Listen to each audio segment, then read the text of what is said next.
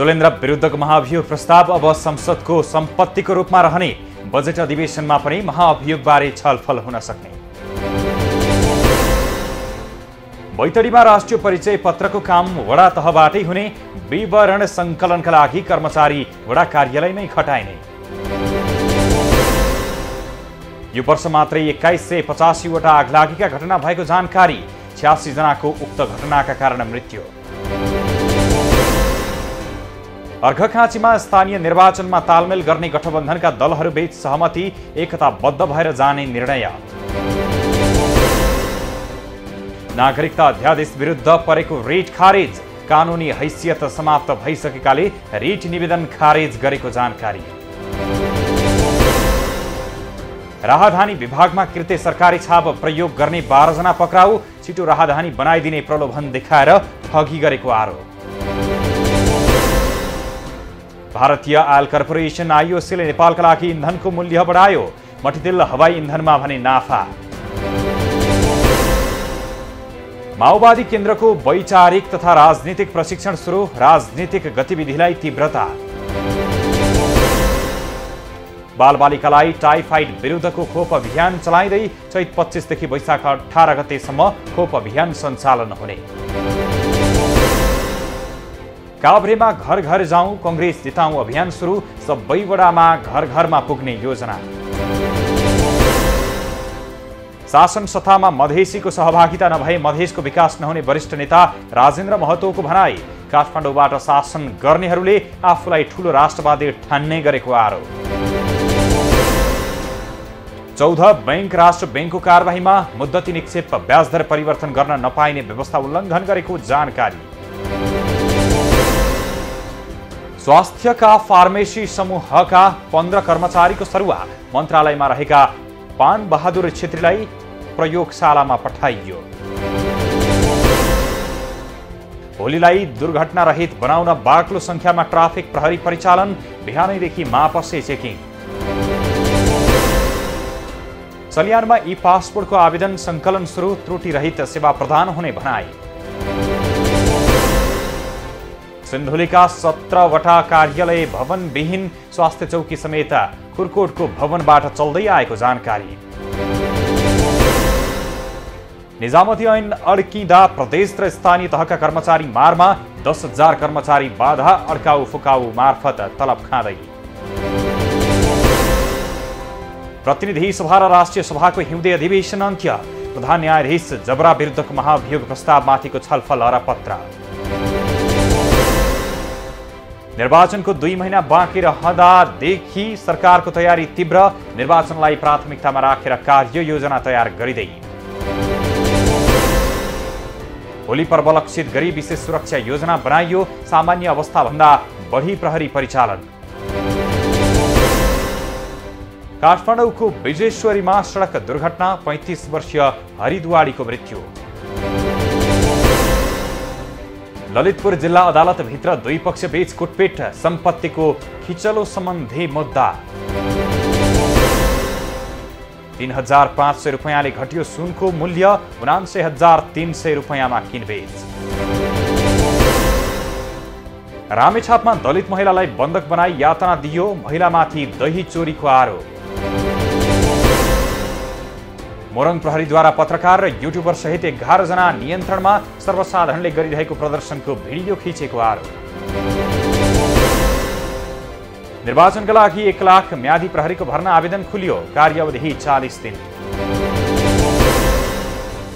पाल्पामा 59 वर्षीय हरिबहादुर कुमालको जलेर मृत्यु, सुतेको बेलामा आगलागी भएको प्रहरीको भनाई। सुनसरीमा भरुवा बन्दुक सहित 2 जना पक्राउ, पवनलाल माझी र मोहन श्रेष्ठ पक्राउ परेको प्रहरीको भनाई। कोरोनापछि म्याग्दीको प्रमुख पर्यटकीय स्थलमा पर्यटकको चहल पहल बढ्दै, आन्तरिक तथा विदेशी पर्यटकको चहल पहल बढ्न थालेको नगरद्वारा जानकारी। बुटवलको तिनाव इन्टरनेसनल अस्पतालमा खुट्टाको शल्यक्रिया गर्दा बिरामीको मृत्यु, आफन्तद्वारा अस्पताल घेराउ। विराटनगरमा युवाद्वारा आत्महत्याको प्रयास, पेटबाट बकल र फलामको सिक्री निकालियो। बोतलमा पेट्रोल नबेच्न ताप्लेजुङ प्रशासनद्वारा चेतावनी, 24 घण्टे अल्टिमेटम जारी। जनकपुर धाममा आयुर्वेद औषधालयमा उपचारका लागि आउने बिरामीको संख्यामा वृद्धि, आयुर्वेद प्रतिको विश्वास बढ्दै गएको जानकारी। 2 महिनाभित्र जितपुर ट्याङ्गियामा बिजुली उपलब्ध गराउने ऊर्जा मन्त्री पम्फा भुषालको भनाई, चाँडै बिजुलीको उज्यालो पुग्ने प्रतिबद्धता व्यक्त। तनहुँमा वडाबाटै राष्ट्रिय परिचय पत्र विवरण दर्ता सुरु, सर्वसाधारणको सजगताका लागि दर्ता थालियो। एआइजीको बढुवा सिफारिसप्रति प्रहरी उच्च अधिकृतहरू असन्तुष्टि, भागभण्डाको आधारमा शक्ति केन्द्र निकटलाई अघि बढाइएको तर्क। धनुषामा झण्डै 1400 विद्यार्थीलाई पढाउन 15 जना मात्र शिक्षक, एक शिक्षकलाई 91 विद्यार्थीको भार। स्वास्थ्य तथा जनसङ्ख्या मन्त्रालयको बजेट सिलिङ 74 अर्ब तोकियो, बजेट निर्धारणका लागि छलफलमा जुटे मन्त्रालय र मातहतका निकाय। भरुवा बन्दुकको पासोमा परेर डडेलधुरामा 1 जनाको मृत्यु, 4 जना प्रहरीको नियन्त्रणमा। 15 करोड लागतमा हुम्सेकोटमा पुग्यो बिजुली, 3200 घरमा आगामी 3 महिनाभित्र बिजुली बाल्ने अपेक्षा। अन्तर्राष्ट्रिय बजारमा कच्चा तेलको भाउमा मत्थर, मूल्य प्रति ब्यारेल $100 भन्दा तल झरेको जानकारी।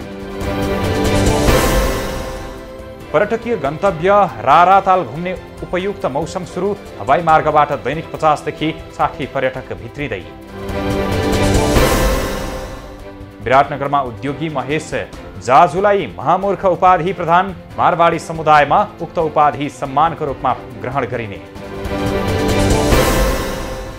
नेपालगञ्ज कार्यालयमा स्थानीय तहसँग सम्बन्धित उजुरी धेरै दर्ता, बाँकीका मात्रै 113 उजुरी दर्ता।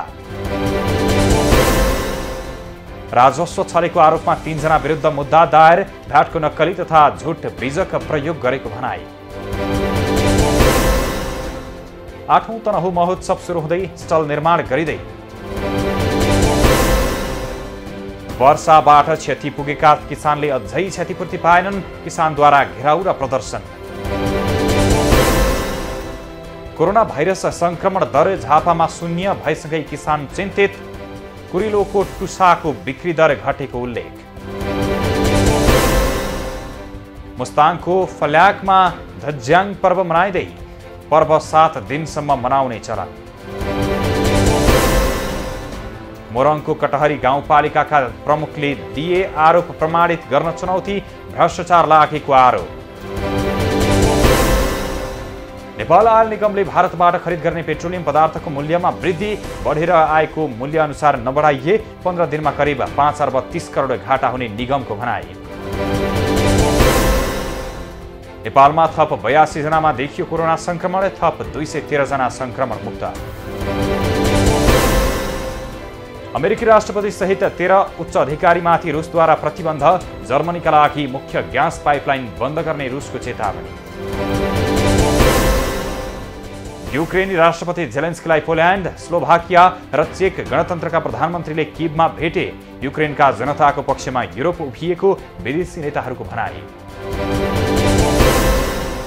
रुसबाट छुटसहित सस्तो मूल्यमा कच्चा तेल किन्ने भारतको योजना, भारतलाई सो कार्य नगर्न अमेरिकाको आग्रह। खेलकुदको विकासका लागि सरकारले आवश्यक सहयोग गर्ने कर्णाली प्रदेश सरकारको प्रतिबद्धता, खेलकुदको क्षेत्रलाई प्राथमिकताका साथ बजेटमा समेटिने भनाई।